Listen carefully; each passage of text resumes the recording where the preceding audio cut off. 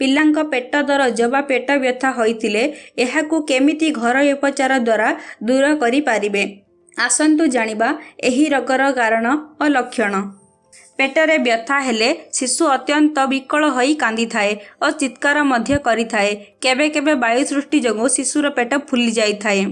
ଅଜୀର୍ଣ୍ଣ, ଥଣ୍ଡା କ୍ଷୀର ପିଇଲେ, ଗରିଷ୍ଠ ଭୋଜନ, ଝାଡ଼ା ପରିସ୍ରା ଅଟକିଲେ, ପେଟରେ ବାୟୁ ସୃଷ୍ଟି ହେଲେ ପିଲାଙ୍କର ପେଟ ବ୍ୟଥା ହୋଇଥାଏ। କେବେ କେବେ ଜ୍ୱର ବା ବାନ୍ତି ହେବା ଦ୍ୱାରା ପିଲାଙ୍କର ପେଟ ବ୍ୟଥା ହୋଇଥାଏ। ପେଟ ଦରଜ କିମ୍ବା ବ୍ୟଥା ଫଳରୁ ପିଲାକୁ ଭୋକ ଲାଗିନଥାଏ, ପେଟ ଫୁଲି ଯାଇଥାଏ, ପତଳା ଝାଡ଼ା ମଧ୍ୟ ହୋଇଥାଏ, ପେଟରେ ବାୟୁ ଭର୍ତ୍ତି ହୋଇଯାଇଥାଏ। ବ୍ୟଥା କାରଣରୁ ପିଲା ଅସ୍ଥିର ଜଣାପଡ଼ିଥାଏ। ଆସନ୍ତୁ ଜାଣିବା ଏହାର ଉପଚାର। ନମ୍ବର 1, ପାଣିରେ ଶୁଦ୍ଧ ହେଙ୍ଗୁ ମିଶାଇ ଗାଢ଼ା କରି ପିଲାର ପେଟରେ ଲେପ ଦିଅନ୍ତୁ।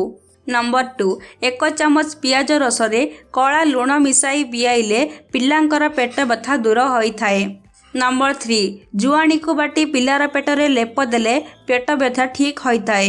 ନମ୍ବର 4, 2-3ଟି ଲବଙ୍ଗକୁ ବାଟି ପିଲାକୁ ମହୁ ସହିତ ଚଟାଇଲେ ପେଟ ବ୍ୟଥା ଦୂର ହୋଇଥାଏ।